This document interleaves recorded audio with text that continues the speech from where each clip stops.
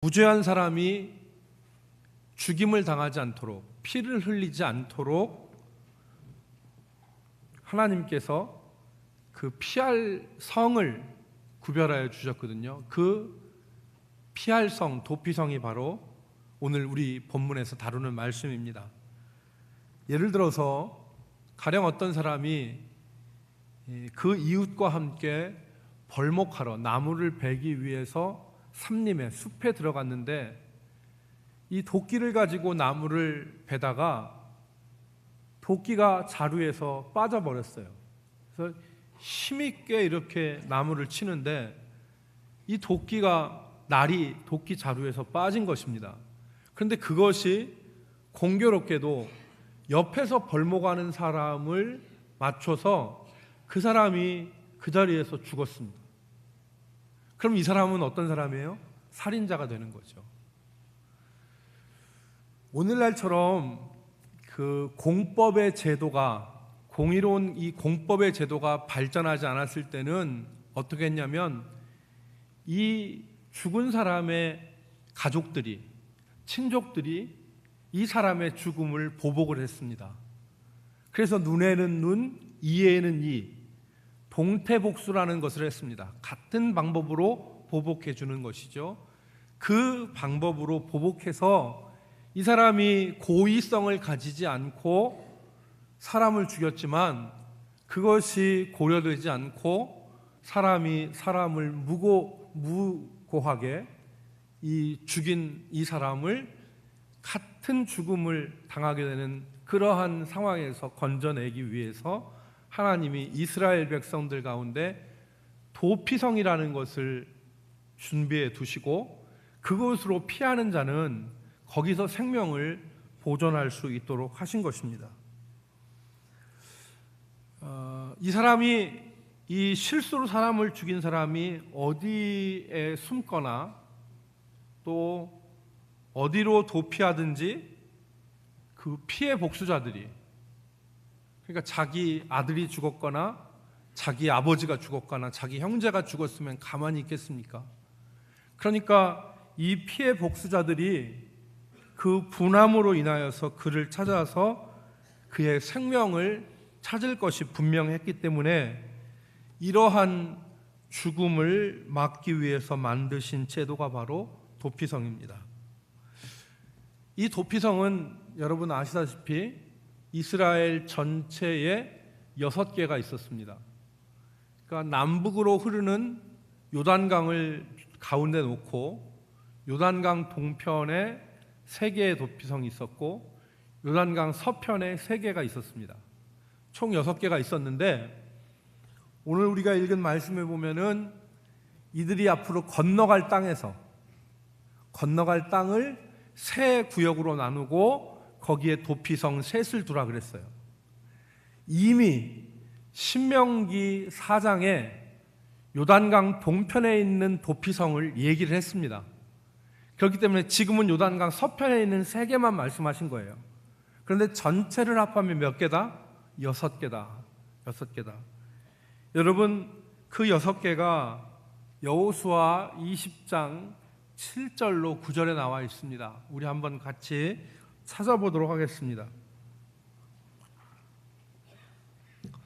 여호수아 20장 7절로 9절의 말씀입니다.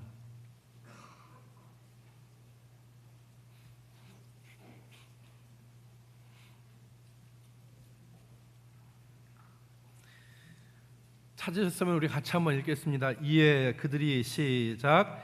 이에 그들이 납달리의 산지 갈릴리 게데스와 에브라임 산지의 세겜과 유다 산지의 기럇 아르바 곧 헤브론과 여리고 동쪽 요단 저쪽 르우벤 지파 중에서 평지 광야의 베셀과 갓 지파 중에서 길르앗 라못과 므낫세 지파 중에서 바산 골란을 구별하였으니 이는 곧 이스라엘 모든 자손과 그들 중에 거류하는 거류민을 위하여 선정된 성읍들로서 누구든지 부지 중에 살인한 자가 그리로 도망하여 그가 회중 앞에 설 때까지 피해 보복자의 손에 죽지 아니하게 하기 위함이라. 아멘. 9절은 도피성이 만들어진 목적에 대해서 말씀하시는 것이고요. 8절이 요단강 동편에 있는 새 성읍, 그러니까 거기에 르우벤 지파 중에 평지 광야의 베셀, 그리고 갓 지파 중에서 길르앗 라못, 므낫세 지파 중에서 여기 보니까 바산 골란, 이 셋이 요단 동편에 있는 도피성이고, 7절에 있는 말씀이 우리가 오늘 본문에서 연관되어진 요단강 서편에 있는 새 도피성입니다. 거기 보니까 납달리 산지 갈릴리의 가데스, 그리고 에브라임 산지의 세겜, 유다 산지의 지럇 아르바, 곧 헤브론이라고 하는 요 세 성읍이 도피성이다, 그렇게 말씀한 것입니다. 그래서 이스라엘 백성들은 만약 억울한 일을 당하여서 생명의 위협을 받게 되었을 때 자기가 살고 있는 성 가까운 곳에 있는 도피성으로 도망을 하여서 생명을 보존할 수 있었습니다. 그런데 아무나 이 도피성으로 가서 살 수 있는 것은 아니었습니다. 도피성을 찾은 사람은 도피성 그 문 어귀에서 그 도피성의 장로들에게 자기의 사건을 말합니다. 자기가 왜 이곳으로 도망 오게 되었는지, 그리고 그 성읍의 장로들은 그것이 이해가 되면 정말 이 사람이 고의로 사람을 죽인 것이 아니구나, 이것이 이해가 되면 그 사람을 받아들입니다. 그래서 그 도피성에 한 곳을 내어주어서 살게 하고, 만약에 그를 추격하여서 온 사람들이 그 사람을 내어달라고 요구해도 이 사람을 내어주지 않습니다. 보호합니다. 그런데 만일 이 도피하는 사람이 실수가 아니라 고의로 사람을 죽였다면 그는 도피성으로 들어갈 수 없습니다. 들어갈 수 없고, 들어갔다 하더라도, 거짓말을 해서 들어갔다 하더라도 추격해온 사람들의 정황을 바라봤을 때 이 사람이 무고한 사람, 무죄한 사람이 아니라는 것이 드러나면 이 사람은 끌려 나오게 되는 것이죠.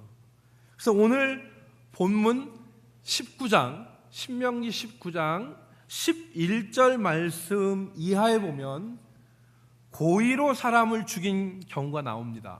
여러분 11절부터 12절 말씀을 보십시오. 그러나 만일 어떤 사람이 그 이웃을 미워하여 엎드려 그를 기다리다가 일어나 상처를 입혀 죽게 하고 그 한 성읍으로 도피하면, 여기서 그 한 성읍이 바로 도피성입니다. 그 도피성으로 도피하면 그 본 성읍 장로들이 사람을 보내어 그를 거기서 잡아다가 보복자의 손에 넘겨 죽게 할 것이라 그랬습니다. 그러니까 무죄한 사람이 들어갈 수 있다는 것이죠. 그러니까 여기 보면 고의성이 나타나죠. 3단계로 이 사람이 죄를 범했습니다. 첫 번째는 자기 이웃을 미워했습니다. 미워하다가 그리고 엎드려 기다립니다. 언제 저 사람을 죽일 수 있을까 엎드려 기다리는 거죠.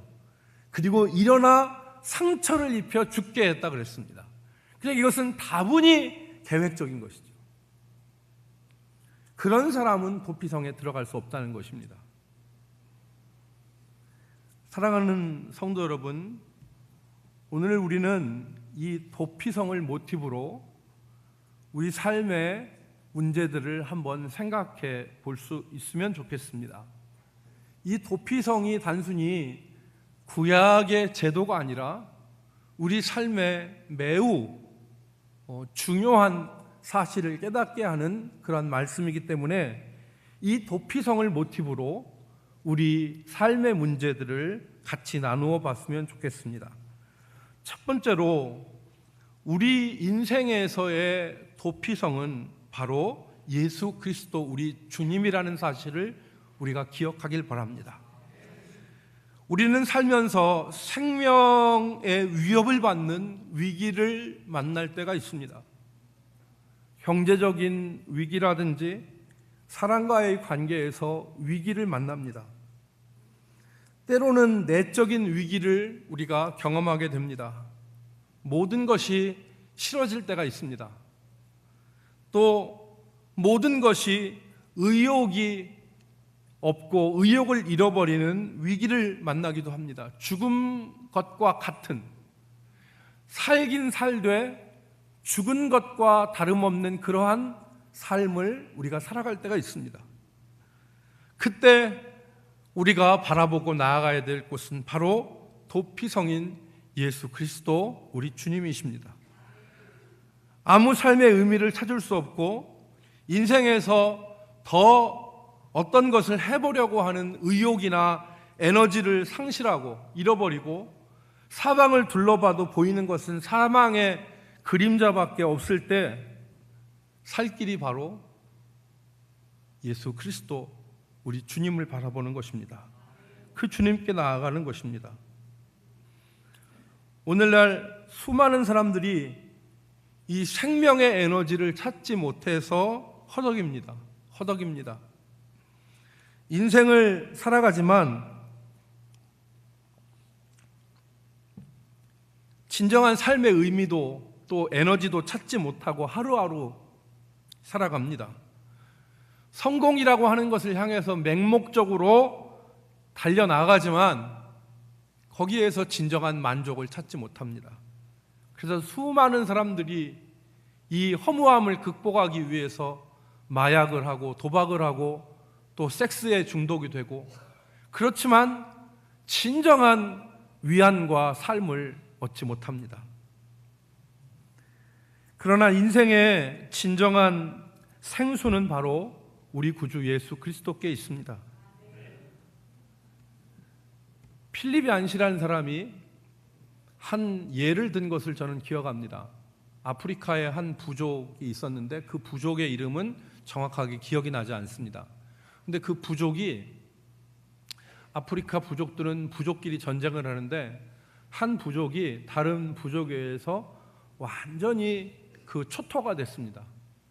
그래서 남자들은 모두 다 옆에 있는 이웃 부족에게 다 죽임을 당했습니다. 그리고 여자들은 이웃 부족에 의해서 강간을 당했습니다. 그러니까 처참하게 다 짓밟혔습니다. 집은 불태워졌고 가재도구는 아무것도 없습니다. 유일하게 남은 것은 여자들이 짓밟혀진 몸과 그리고 아무것도 모르는 아이들, 이 아이들밖에 남지 않았습니다. 그런데 그 여인들이 행한 일이 뭐냐면 넋을 놓고 자리에서 땅을 치면서 후회하고 통탄한 것이 아니라 자기 마을에 있는 그 교회, 그러니까 뭐 오두막 교회였겠죠. 오두막 교회에 있는 그 십자가 나무를 2개를 엮어서 십자가를 세우는 것을 필립 얀시가 보았다고 그랬습니다. 여러분, 삶의 모든 것이 다 무너지고 삶의 모든 것이 기대처럼 되지 않을 때 우리는 처참한 마음을 경험하게 됩니다. 기대대로 무엇이 되어지지 않았을 때, 여러분, 몸이 아프지 않습니까? 몸이 아프잖아요. 몸이 정말 부서지는 것 같은 아픔이 우리에게 있고 기대가 산산조각이 난 그릇처럼 다 깨져버린 그런 상황에서 우리의 도피처는 어디입니까? 우리가 피할 수 있는 도피처가 과연 어디입니까? 바로 우리 인생에서 우리가 피할 수 있는 유일한 도피처는 바로 우리 주님 예수 그리스도, 우리의 생명의 구주이십니다. 여러분, 저는 또 이렇게 살아가면서 저도 여러분과 똑같이 정말 실망스러운 일들을 만나고 또 기대가 다 무너지고 그리고 아무것도 남지 않는 것과 같은 때가 있습니다. 그럴 때 찬송을 부르면 눈에서 눈물이 납니다. 눈에서 하염없이 눈물이 쏟아지죠. 그런 가운데 주님이 우리에게 말씀하시죠. 너의 소망이 무엇이냐? 저는 그때 고백합니다. 주님, 나의 소망은 오직 주님께 있습니다. 나의 유일한 피난처는 오직 주님이십니다. 우리가 인생을 살아가는데 그 무엇 것과 대체할 수 없는 진정한 소망과 진정한 위로와 진정한 생명의 도피처는 바로 우리 구주 예수 그리스도라는 사실을 우리가 굳게 부여잡기를 주님의 이름으로 축원합니다. 두 번째로, 이 생명의 도피처인 예수님께로는 누구든지 나갈 수 있습니다. 누구든지. 여러분, 오늘 우리가 나눈 본문, 구약 본문의 도피성에는 범죄한 자는 나갈 수 없었습니다. 부지 중에 범죄한 사람, 즉 의도하지 않은 실수로 사람을 죽인 사람만이 도피성으로 들어갈 수 있었습니다. 그러나 고의로 사람을 죽인 범죄자는 결코 들어갈 수 없었습니다. 왜 그렇습니까? 왜 구약에서 범죄한 사람은 이 도피성으로 들어가서 생명을 구할 수 없었습니까? 하나님의 공의 때문에 그렇습니다. 사람을 죽여놓고 자기의 생명을 구하고 두 다리 쭉 뻗고 도피성에서 편안하게 살 수 있는 것이 하나님의 공의에 맞지 않습니다. 그래서 범죄자는 도피성으로 들어갈 수 없는 것입니다. 여러분, 그러나 예수님께는 누구라도 나아갈 수 있습니다. 이 믿음의 도피성은 누구라도 나아갈 수 있습니다. 왜 그렇습니까? 예수님께서 자신의 생명으로 그 공의를 이루셨기 때문에 그렇습니다. 우리가 아직 죄인 되었을 때에 그리스도께서 우리를 위하여 죽으심으로 우리가 담당해야 될 공의를 이미 예수님께서 다 담당하셨기 때문에 누구든지 주님 앞으로 나갈 수 있는 것입니다. 여러분, 우리의 죄가 주홍같이 진홍같이 붉을지라도 예수님께서 흰눈과 같이 양털과 같이 희게 하시겠다 그랬습니다. 이사야 55장 1절 말씀에 보면은 오호라 너희 모든 목마른 자들아 물로 나아오라 돈 없는 자도 오라 너희는 와서 사 먹되 돈 없이 값 없이 와서 포도주와 젖을 사라 그랬어요. 돈 없는 자도 나오라는 것입니다. 왜? 이미 예수님께서 다 이루어 놓으시고 지급해 놓으셨기 때문에.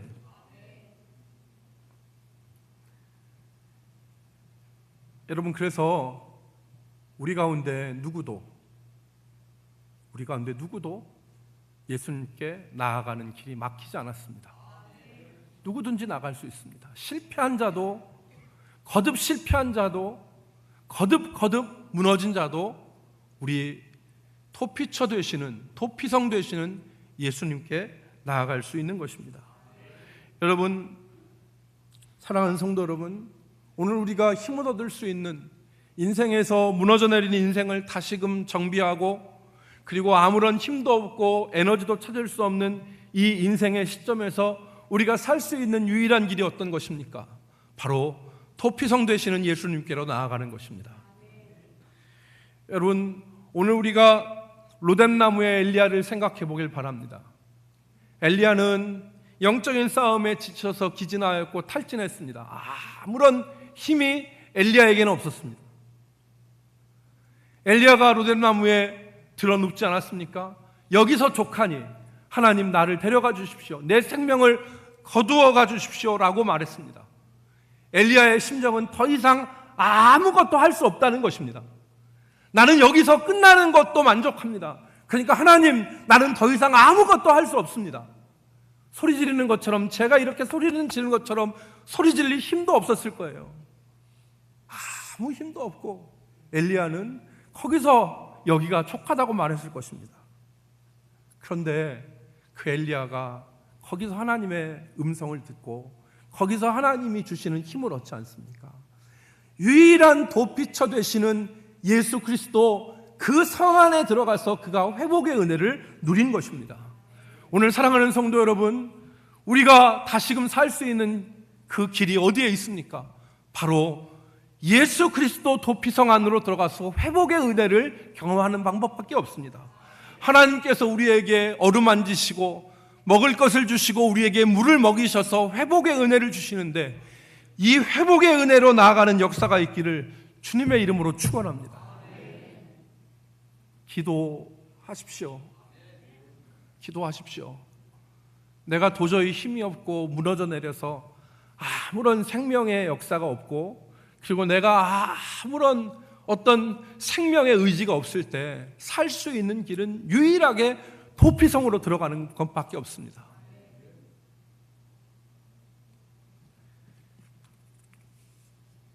마지막 세 번째, 오늘 예수님만이 우리에게 완전한 속죄와 구원을 주실 수 있다는 것을 우리가 기억하길 바랍니다. 여러분, 이 도피성에 대한 말씀 가운데 우리가 한 가지 꼭 기억할 것은, 이 도피성으로 피한 사람들이 그 성에 죽을 때까지 사는 것이 아니라는 것입니다. 두 가지 조건이 충족되면 그 성에서 나와서 자기가 살던 고향, 원래 성읍으로 돌아갈 수 있었습니다. 그것이 언제냐? 여호수아 20장 6절 말씀에 보면은 그것이 나와 있는데, 첫 번째는 이 사람이 회중 앞에 서서 재판을 받고 자기가 무죄하다는 것이 증명이 되어지면 그때 자기의 본향으로 돌아갈 수 있었습니다. 여러분, 우리가 어떤 사람이 죄가 있다고 피의자 신분이 됐는데 이 사람이 법정에서 혹독한 과정을 거쳐서 무죄가 증명되어지면 이 사람은 그 이후에는 피의자가 아닙니다. 이 사람은 완전한 자유인이 되는 것이죠. 그것과 마찬가지로 첫 번째는 회중 앞에 서서 재판을 받을 때 받으면 그 사람은 고향으로 돌아갈 수 있습니다. 두 번째가 희한한 것인데, 것이 있는데 그것이 무엇이냐면 그 당시에 이스라엘을 섬겼던 대제사장이 죽으면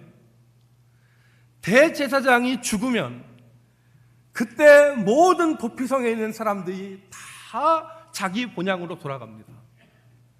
여러분, 왜 대제사장이 죽었는데 이 도피성에 있는 사람들이 완전한 자유와 회복을 얻습니까?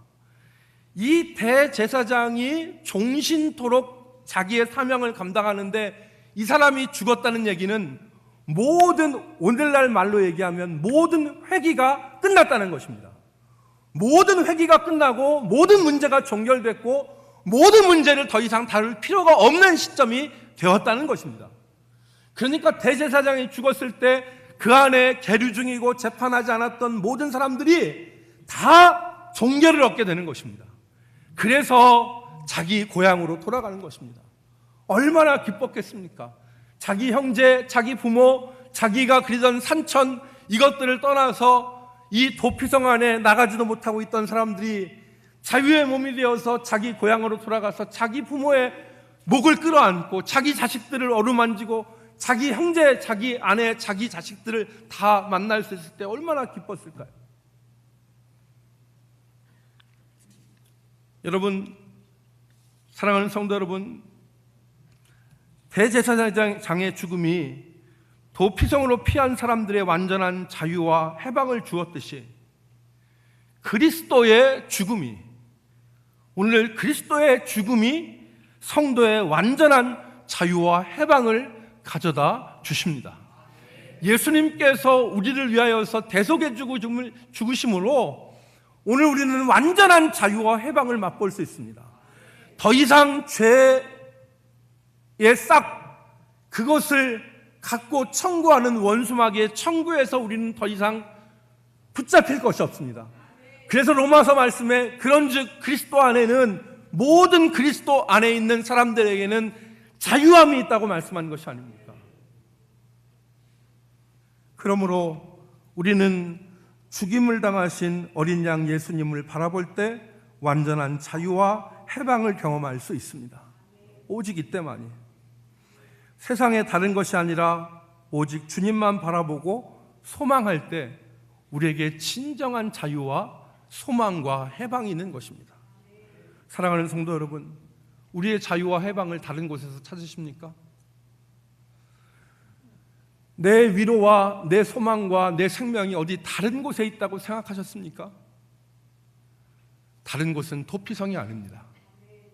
오직 우리의 소망과 완전한 자유와 해방은 예수 그리스도 진정한 도피성에 있음을 우리가 붙잡기를 바랍니다.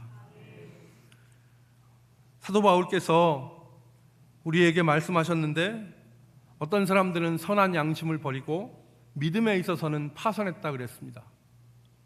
우리가 새길 말씀입니다. 여러분, 예수 그리스도 안에 있는 사람들에게 두 가지 중요하게 빼앗기지 않을 중요한 보화가 있는데, 그것이 바로 뭐냐면 거듭난 양심입니다. 예수 그리스도를 믿는 사람은 하나님께서 우리에게 거듭난 양심을 주셨습니다. 아담의 죄로 인하여서 계속하여서 온 부패한 양심이 아니라 예수 그리스도를 믿음으로 말미암아 속죄의 은혜를 입고 하나님께서 새롭게 주신 거듭난 양심이 있는데, 이 거듭난 양심이 시간이 지나면서 세상에 때를 묻히고 세상에 있는 더러움에 더럽혀져서 어떤 사람은 선한 양심을 버리고 다시 더러워지는 것입니다. 두 번째 보화가 있는데, 그것이 바로 뭐냐면 하나님에 대한 믿음입니다. 이 세상이 전부가 아니고 오직 날 구원하신 전능하신 하나님에 대한 믿음을 가지고 우리가 살아가는데, 이 두 가지가 믿는 사람들에게 있어서는 버리지 못할 두 가지 보화입니다. 그런데 어떤 사람은 이 선한 양심을 버렸고 믿음에 있어서는 배가 밑바닥이 찢긴 것 같이, 찢겨진 것 같이 파손됐다는 말입니다. 거기에 무슨 구원의 소망이 있고 구원의 은혜가 있겠습니까? 사랑하는 성도 여러분, 오직 예수 그리스도를 다시 바라보시기 바랍니다.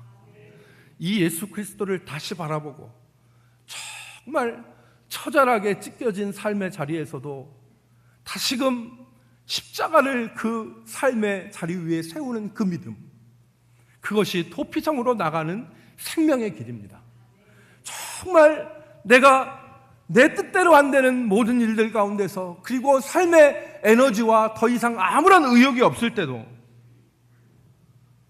주님을 향하여 믿음으로 다시금 나아가시길 바랍니다. 다른 도피성은 없습니다. 예수 그리스도 외에 다른 도피성도 없고 다른 어떤 위로와 소망도 없습니다.